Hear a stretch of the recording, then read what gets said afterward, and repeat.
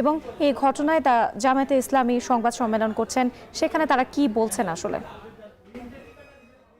ভোটের যে সরঞ্জামাদি সেগুলো কিন্তু প্রত্যেকটি কেন্দ্রে কেন্দ্রে পৌঁছানোর যে বিষয়গুলো সেই কার্যক্রম কিন্তু শেষ হয়েছে।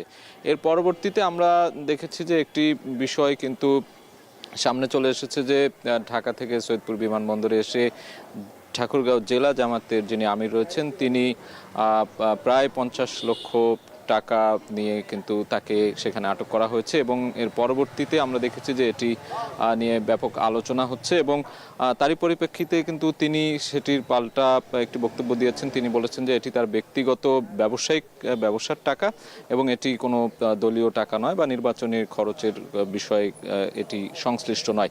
এমন একটি বিষয়ের মধ্যে কিন্তু কেন্দ্রীয় যে জামায়াত ইসলামী রয়েছে ঢাকায়, তারা একটি সংবাদ সম্মেলন করেছে এবং সেখানে তারা বলেছে যে এটি নিয়ে একটি মহল অপপ্রচার চালাচ্ছে কিংবা ভিন্ন খাতে প্রবাহিত করার চেষ্টা করছে এবং সেটি কোনোভাবেই ভোটের সাথে সংশ্লিষ্ট টাকা নয় বলে তারা দাবি করেছে। এবং সেই পরিপ্রেক্ষিতে আমরা ঠাকুরগাঁয়ে রয়েছি। ঠাকুরগাঁও জেলা জামাতের পক্ষ থেকেও কিন্তু একটি সংবাদ সম্মেলন করা হবে আর কিছুক্ষণ পর, এবং এখানে যিনি প্রার্থী রয়েছেন দেলোয়ার হোসেন, তিনি কথা বলবেন এই বিষয়টি নিয়ে এবং সেখানেই তারা তুলে ধরবেন যে বিষয়টি নিয়ে আসলে মূলত ঘটনাটি কিভাবে ঘটেছে বা এবং তারা এই বিষয়টিকে নিয়ে কিভাবে তারা সেটি মূল্যায়ন করছেন সেই বিষয়গুলো কিন্তু খোলাসা করবেন।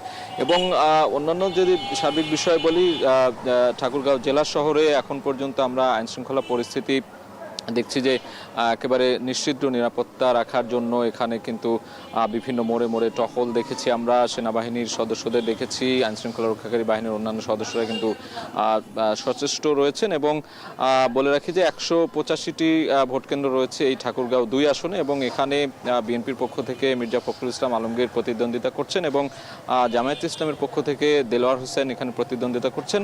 আগামীকাল সকাল 7:30 থেকে যে ভোট গ্রহণ অনুষ্ঠান শুরু হবে সেই ভোটে এখানকার সর্বস্তরের মানুষ অংশগ্রহণ করবেন এমন একটি মুহূর্তের জন্য কিন্তু এখানকার মানুষ উন্মুখ হয়ে আছেন এবং আমরা দেখেছি সবার মধ্যে একটা সেই যে উচ্ছলতা ভোট দেওয়ার, ভোট উৎসবে অংশ নেয়ার, সেটি কিন্তু আমরা এখানকার মানুষের মধ্যে দেখেছি। এবং আগামীকাল সকালে মির্জা ফখরুল ইসলাম আলমগীর এখানকার যে বালিকা উচ্চ বিদ্যালয় রয়েছেন তার বাড়ির পাশের যে কেন্দ্র সেখানে ভোট দেওয়ার কথা রয়েছে এবং জামাতের প্রার্থী যিনি রয়েছেন তিনিও তার কাছাকাছি যে কেন্দ্র রয়েছে সেখানে ভোটাধিকার প্রয়োগ করবেন। তো এই ছিল সার্বিক পরিস্থিতি ঠাকুরগাঁও থেকে।